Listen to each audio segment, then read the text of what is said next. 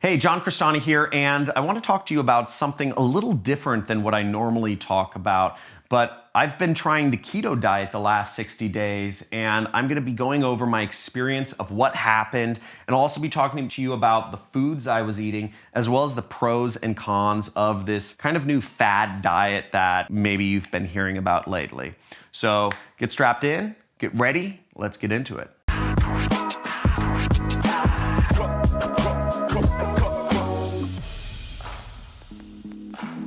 So for the last 60 days, I tried the keto diet, and I made a big decision because I'd gained a little bit of weight last year. I don't know, some of my longtime followers may have noticed that, I started getting comments, yo, you're getting chubby, or oh, you have a little pooch, which is kind of funny. But I just figured I was gonna try one of the more extreme diets I'd heard of, which was the keto diet. And it's a very restrictive diet if you haven't heard about it. I'm gonna go over the foods in just a second here, but I figured I'd give it a try, give it a shot, and just see what happens.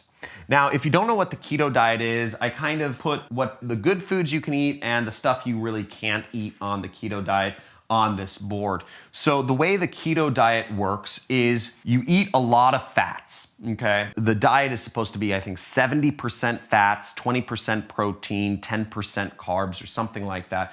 But really, it's just a lot of fats right here. To really do this is you eat a lot of meats, a lot of nuts, and a lot of veggies, okay? Veggies such as, I don't know if avocado's a veggie, but veggies don't have a lot of anything in them, so they're generally fine to eat. But meat, nuts, and veggies. Whereas the stuff you can't eat on the keto diet, carbs.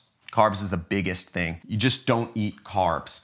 And carbs include breads, they include tortillas, they include pastas, they include muffins, they include croissants, they include sugars and fruits. So don't eat apples, don't eat oranges, don't eat mangoes, don't eat anything with sugar in it, M&Ms, etc. Burger buns, fries.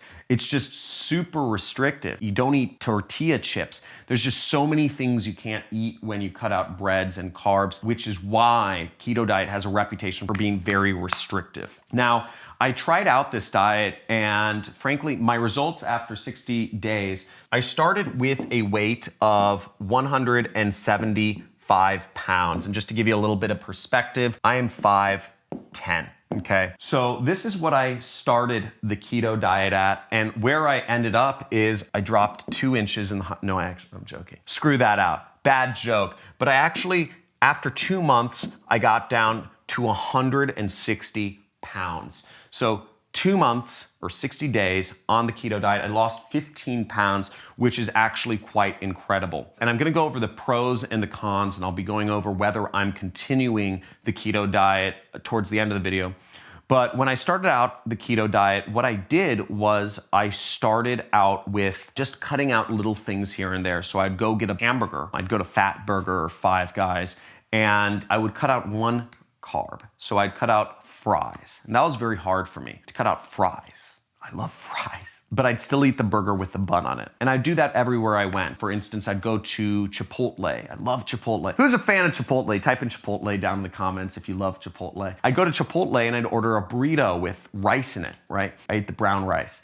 And I'd cut out the rice, because rice is a carb. And slowly but surely, I started cutting out things, and that was the first week. Then the second week, what I did was I cut out the tortilla. So I'd just have a burrito bowl. Or I'd go to get a burger and I just have a burger on a bed of lettuce, what's called protein style. So I'm just having burger and lettuce leaves on top and bottom. It took me 2 weeks to really get into the diet where I was just totally cut off, and where I actually was in what's called ketosis. What being in ketosis means that your body is actually burning fats for fuel rather than burning carbs for fuel. Now, what you need to know about getting into ketosis is how the body works, how the body fuels itself for energy. So the first thing the body uses, and again, I'm no like scientist or whatever, but basically the first thing your body uses for energy is carbs, okay? So if you eat a lot of carbs, and this is what athletes do, they'll eat a ton of carbs because carbs provide a lot of energy, but they provide energy bursts, and then they also provide downs. So your body uses carbs for energy and stores the fat, stores the protein. But when you cut out carbs out of the equation, like the keto diet where you're eating barely any carbs. The keto diet, it's recommended you eat less than 40 grams of carbs per day, okay? Just to give you an idea, that's one soda, okay? One can of Coca-Cola contains 40 grams of sugars in it. So you can't even have a whole Coca-Cola. So your body starts burning fats for energy then. It's called ketosis, and you can actually measure this. You can take a blood sample or you can pee on a strip to tell if your body is burning fats for energy or burning carbs for energy. If you cut out carbs and you cut out fats, what your body would burn for energy is proteins. That's how people shrivel up and die. That's when people look emaciated, where literally their muscles start just being melted off of them because their body is getting no nutrition, right? So you gotta focus on fats and you get in this state called ketosis. So this is called the Google Jamboard. It's a new thing I've been using instead of a whiteboard. So let me know if you like it. Jamboard good, Jamboard bad. Let me know in the comments below. So I liken the amount of energy you get on carbs to being kind of a series of ups and downs. You eat carbs and you get tired, but then you get more energy. So it's kind of an up and down cycle. Whereas when you're burning fats for energy, it's much more of a steady kind of burn. Fats burn slower for energy in your body.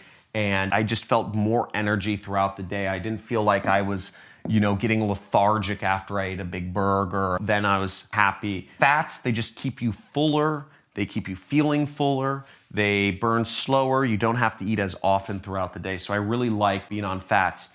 Now, the next thing is I'll go over the kind of the pros and cons. Now, for weight loss, it's great. Obviously, I was able to lose a lot of weight on the keto diet, which is fantastic, which is my goal of what I'm trying to do. It's also great for focus because of the way that fats burn, and because fats are what fuels the brain. Burning fats has just helped my focus, it's helped my mental energy, and my overall physical energy as well, because I'm going through less dips throughout the day. Another reason it helps focus is because it's a restricted diet. I have less less variables to worry about. Instead of waking up each morning and thinking, ooh, where am I gonna eat for lunch? Do I want Chinese food? Do I want orange chicken? Do I want a burrito? Do I want this? Now, if I go to Mexican food, I'm eating fajitas, okay? If I go to American food, I'm getting like meatloaf or something. If I go to Chinese food, I'm just getting chicken. It's been good for my focus. I think about food less each day because I'm just meat, nuts, and veggies, just simple, straight line. And the other thing I really like about it is that it's measurable. I can tell if I'm in ketosis or not. I can pee on a strip and see if I'm doing the diet right or if I'm doing the diet wrong. Whereas other diets, I feel a little more loosey-goosey. You don't know definitively if you're on or off the diet. Now, as for the negatives, the first 2 weeks of the keto diet kind of suck, okay? Going through a couple days of what is called the keto flu just makes you feel lethargic, okay? It just wasn't fun, just being super lethargic for seemingly no reason. Also, cutting out so many foods that are just normal things that I would eat every day was a bit difficult. It's also very boring. It's a boring diet. Just isn't a lot of stuff to eat. As I said, I go to Mexican food now. It's like fajitas. That's what I eat. I eat fajitas and I eat a lot of guacamole. And it's also just so restrictive. Not being able to eat fries just kills me. Not being able to eat pizza kills me. Not being able to eat tacos kills me. Not being able to eat chips or Cheerios at night kills me inside. It's just so sad. I actually found myself one day, I bought a piece of pizza for my daughter. I was at the supermarket at Whole Foods and I was like, I'm just gonna have one bite of her pizza. That's it. That won't put me over my 40 gram a day, limit of carbs. And I just wolfed the entire thing down in a matter of seconds. It's hard to stay on. And the other thing about the keto diet is it's expensive. I found that in order to just try to eat keto, I buy a lot of nuts. So check this out. So I eat a lot of macadamia nuts. So I shop at Erewhon now, right? I don't know if anybody else shops at Erewhon, but I shop at Erewhon. Macadamia nuts are pretty expensive, but they're super high in fat. They're a great keto food. And I just been eating a lot of these. I'll eat 1 or 2 of these a day, but each of these costs like $6 each or something like that. Another thing I eat a lot of is I eat a lot of nut butter. Here's some nut butter from RX.